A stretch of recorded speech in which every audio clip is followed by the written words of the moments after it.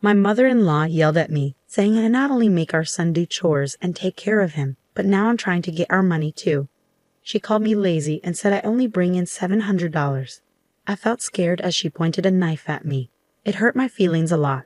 I was doing all the work and looking after the kids because my husband didn't have a job. I couldn't take it anymore. I left everything and took my child to my parents' house. My name is Emily. I'm 23 years old, and I live with my husband, our child, and my mother-in-law. My husband, Richard, was popular in high school. He was good at soccer and was the student president. Everyone admired him. He came back to our town after getting a job and asked me out. We started dating seriously after a few dates. Even as an adult, he was still the handsome, impressive guy I fell for.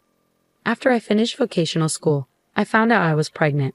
It was a bit unexpected, but I thought I could have a happy life with my child and Richard. But things got tough when we talked about life after getting married.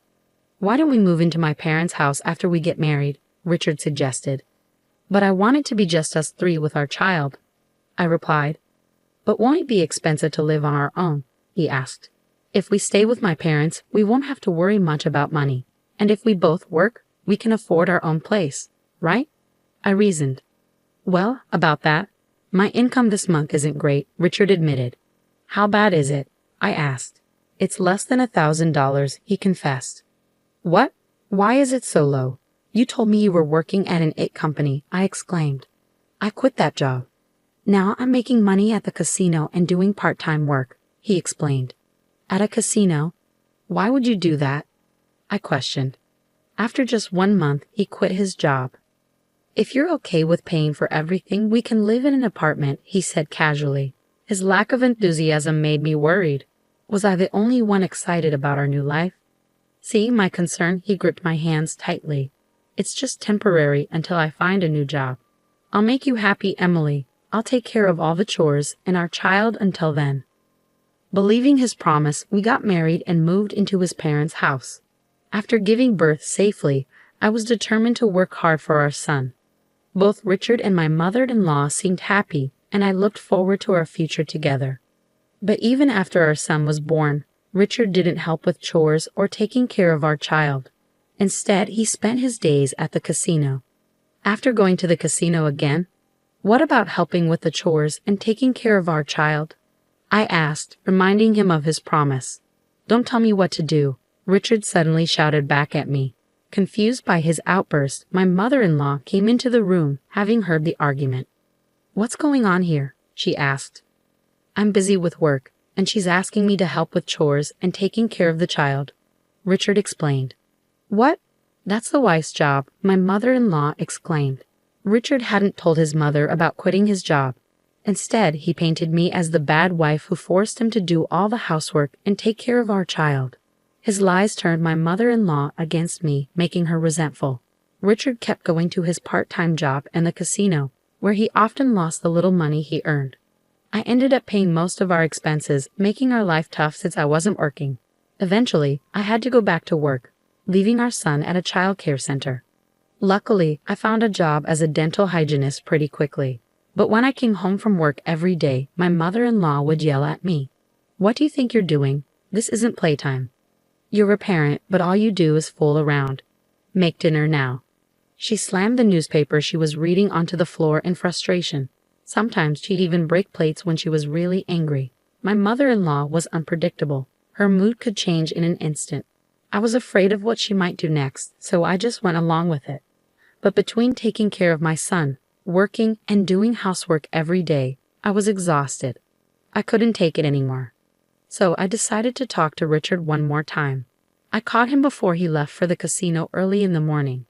Listen, I've reached my limit. Can't you help out with our son a little? What? Like I said, I'm busy.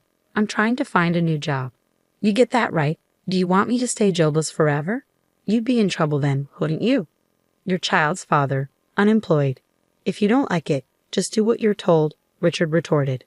But we're barely making ends meet. I'm using up all my savings to cover our food expenses. Do you even know how expensive diapers are? You say you're making money at the casino, but we never see any of it, I argued. Most of our living expenses were covered by my money. My mother-in-law used to pay for utilities, but now she wanted $500 a month from us. So I had to dip into my savings. Even the food costs were eating away at my savings, and I was running out of money fast. All I had left was what I earned from a part-time job I had while I was in school. That's enough. How dare you talk back to me? You've got a lot of nerve saying those things after moving into my house. Richard, who was usually kind, changed completely when it came to money or the casino. Hearing Richard shouting, my mother-in-law came into the room. "What's going on now? Is your wife complaining again?" she asked. "Yeah, she is. She's telling me to do housework and take care of our child, and she wants me to help with the living expenses. Can you believe her audacity, Mother? Anyway, I'm off to work now," Richard said as he left.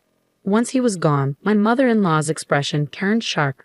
"You've got some nerve, expecting us to take care of your child and do the housework while demanding money from us. You should be ashamed." "It's not like that. I'm not making demands. Life is just really tough without a little help," I tried to explain. "You must be wasting money, aren't you?" Careless with finances, my mother-in-law accused. She didn't understand the situation at all. She didn't know that her own son was unemployed and spending all his time at the casino. I was told to keep quiet, but I couldn't hold back anymore. "Do you know that Richard isn't earning anything? He's unemployed because he quit his job." "What are you saying? Richard has always been successful. Sure, he didn't pass his college entrance exams, but he got a job at a reputable company," my mother-in-law insisted. "He quit that job after just a month. Now he's always at the casino. I can't manage on my savings alone. It's not fair," I pleaded. "Don't talk nonsense." My mother-in-law refused to believe me. Her son, who had always been successful in sports and studies, was her pride and joy. She couldn't accept that he was now unemployed and wasting his time at the casino. Her face turned red with anger, and she stormed out of the room. When she returned, to my horror, she was holding a knife. "What are you going to do? Please stop." I stepped back, holding my son close. My mother-in-law advanced towards me, knife raised. "I'm tired of your insults towards my son. Having a wife like you is ruining Richard. You're a lazy parasite living off a measly $700. Get out of this house." Her harsh words made me break into a cold sweat. I feared for my son's safety. Seeing my fear, my mother-in-law seemed satisfied and lowered the knife. "Good, you understand. We don't want parasites like you here. Just stay quiet and do your chores," she said before leaving the room. Feeling the tension lift, I collapsed to the ground. My son started to cry, sensing something was wrong. I held him close, stroking his back, and made a decision. We couldn't stay in this house any longer. It was unbelievable that someone could threaten with a knife so casually. She didn't even seem human. Until now, I had been swayed by Richard's sweet words. After every argument, I used to think I needed to support him, that he would fall apart without me. But I had reached my limit. Above all, I had to protect my crying son in my arms. I couldn't raise him in this house. I decided to leave the next day. In the morning, my stern-faced mother-in-law spoke to me. "Emily, get ready for my husband's memorial service next week. All our relatives will be there, so everything must be perfect." Without waiting for my reply, she left for a neighbor's house. Next week was my father-in-law's memorial service. Richard and my mother-in-law had been planning a big feast and reminiscing about him. I was supposed to handle all the preparations, but I wasn't listening anymore. As soon as they left, I quickly packed our things and fled my in-laws' house. I didn't have much, just clothes, my son's toys, and diapers. When I got back to my parents' house, they were surprised. But when I told them everything, my mother cried and hugged me tightly. My usually calm father was very angry and told me to rest at home. Then that evening, the phone rang. It must have been Richard, wondering why I hadn't returned to make dinner. Ignoring the call and blocking his number was a good move to protect yourself and your son. The next day, mother-in-law and Richard showed up at your parents' house together, banging on the door early in the morning. Your parents tried to send them away, but you decided to let them in. As soon as you opened the door, they started shouting. "How could you leave without a word? What kind of wife does that? It's strange to just disappear like that." "Please, let's not shout. You're disturbing the neighbors," you said calmly, holding back the urge to point out who the real problem was. "When they tried to grab you, your father stepped in. We'll call the police if you resort to violence." Let's talk inside first, with my parents present, he said firmly. Once inside, you initiated the conversation with mother-in-law and Richard. Why did you leave without saying anything? I was overwhelmed with childcare and my job, and yet you never helped, despite my pleas. Well, I was busy too. Busy at the casino, like I've already said. Our son doesn't go to the casino. Stop spreading lies. Richard insisted, while his mother seemed to still believe he was working. It seemed she thought highly of him and couldn't imagine otherwise. Mother-in-law, where do you think Richard is employed? You asked. At a securities company. I saw the job offer letter. After all, she replied confidently. Well, why don't we call them and find out if Richard is still there? That would settle it, you suggested. Oh, wait a minute. Richard stammered nervously. What's the problem? If you're working there, it shouldn't be an issue. That's, ignoring Richard's discomfort, you dialed the securities company on your phone and switched to speaker mode so everyone could hear. You asked if Richard was working there. That individual resigned several years ago, if memory serves me right. He was with us for just about a month, came the response from the other end of the line. The words from the phone left mother-in-law speechless. Richard was looking down, his fists clenched. Did you really quit? Why? She asked. Because it was frustrating. Everything was just grunt work, and the boss would yell at me for the smallest mistakes. It felt like harassment, Richard explained. Richard, why didn't you tell us what you've been doing since? You asked. I'm job hunting, he replied vaguely. How many years have you been job hunting? You don't seem to be getting any offers. Tell me, how many companies have you applied to so I can verify? You pressed. Well, there aren't any good job offers. When a good company comes along, I'll get a job, Richard said confidently. You seem very confident in yourself. By the way, you're working part-time now, right? How much did you make last month? You questioned. 700, Richard admitted reluctantly. 700? Didn't you tell me that Emily could only earn 700 and couldn't support herself? So you were the one supporting her? You questioned, realizing that Richard had misled his mother about your income. In reality, as a dental hygienist, you earned at least $2,000. Mother-in-law, now knowing the truth, blushed furiously as she glared at Richard. In response, Richard became extremely angry. Why do you have to do this? This is all your fault, making me look like a fool, he exclaimed, clearly hurt and embarrassed. He hit the table hard. You shouldn't reveal things like this in public. It's defamation. If you want to sue, go ahead, but I'll sue you for threatening me with a knife too. Besides, lawsuits aren't free. Do you have the money? You countered, standing up for yourself and refusing to be intimidated. At that, Richard clicked his tongue, likely realizing he had spent all his earnings from the casino. As mother-in-law was in shock after learning the truth about Richard's unemployment, I decided to lay it all out for her. I've been the one earning all our living expenses. When we got married, Richard promised to take care of the housework and childcare instead of me working.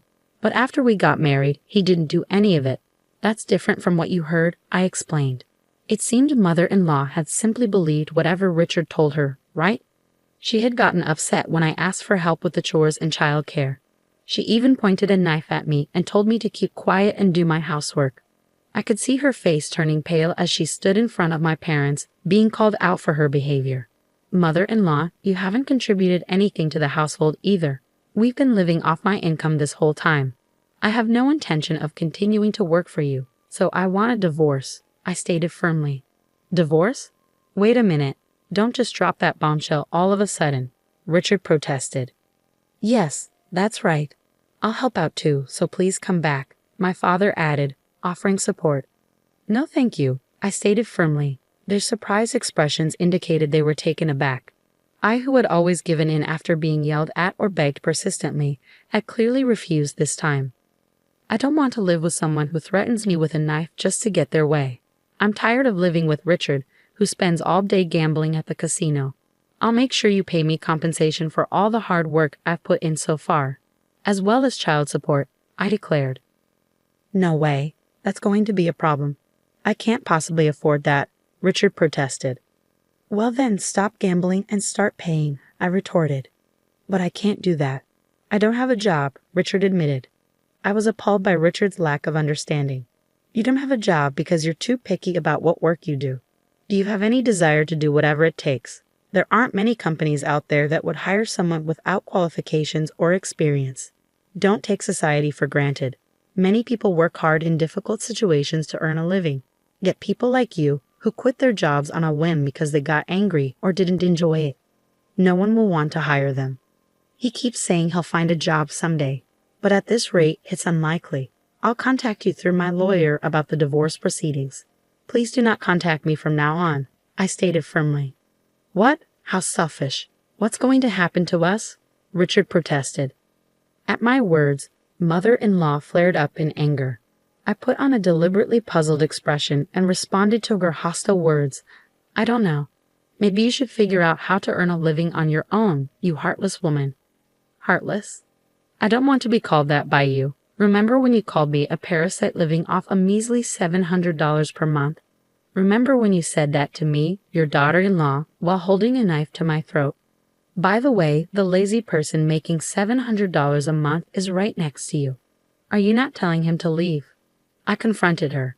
As I spoke, mother-in-law started shaking with rage. Maybe I went too far. She leaned over and grabbed my collar. Stop it. I told you I will call the police if you lay a hand on her. My father forcefully pulled her off of me, but she was too riled up. So not only threats with a knife, but physical violence too. How barbaric. Don't you think it's better not to compound your crimes any further? I said, ignoring her resentful glare, and turned to Richard. I used to believe you would change, but I'm giving up on that now. I need to protect our son. I won't trouble you anymore. I'll take care of the money, the housework, and the childcare, so please come back. You'll take care of the money? Really? Even with careful budgeting, it's over $1,000 a month. Can you earn that? Richard's face turned pale upon hearing my words. He had never made more than $1,000 since he quit his job. But I have Mom's pension, he stammered. So, you're telling me you're dependent on my pension now? Mother-in-law couldn't keep her calm at Richard's absurd words. There's nothing else I can do. I don't have a job. Now I'm doing part-time work. Can we try to work things out? Richard pleaded. My father, hearing Richard's unyielding stance, finally spoke up. Richard, you and your mother have taken great advantage of our precious daughter. If I had known you were such a person, I would have opposed the marriage by all means. I will never let her step foot in your house again. I'll sever all ties. But I can't live without Emily. Please, give me another chance. Richard pleaded desperately.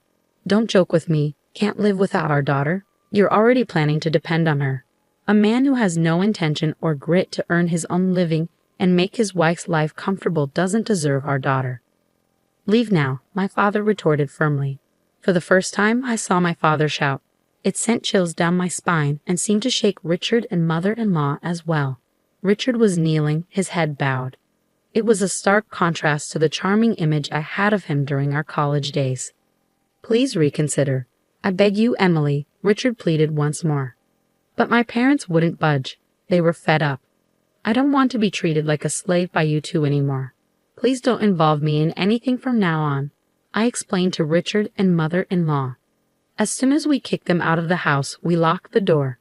For a while, they banged on the door and shouted. But as soon as a passing police officer addressed them, they ran off. Later, I heard that Richard was cut off by his mother and kicked out of the house. Now he's living in a run-down apartment, surviving on part-time work and struggling financially. Apparently, due to his short temper, he doesn't stick to one job for long and keeps switching between part-time jobs at convenience stores, construction sites, and so on. He's barely making ends meet. In order to pay me compensation and child support, he's juggling multiple part-time jobs and is unable to look for a full-time job. There were rumors that he's still going to the casino and may even be in debt. But I'm not interested. News of Richard's downfall spread quickly among our high school classmates, and I received numerous sightings and information about him. It seems that the neighbors have witnessed mother-in-law kicking Richard out and their frequent arguments. His unemployment and the fact that he was left by his wife became public knowledge. She must be feeling extremely embarrassed after boasting about her son all the time. She hardly ever leaves the house now. With the help of my parents in doing the housework and raising my son, I continue working. I now have more free time to spend with my son. I don't need to leave him at the child care center since my parents take care of him. So everything has been great. I wish I had divorced sooner. From now on, I'm going to cherish the time I spend with my son and watch him grow up closely.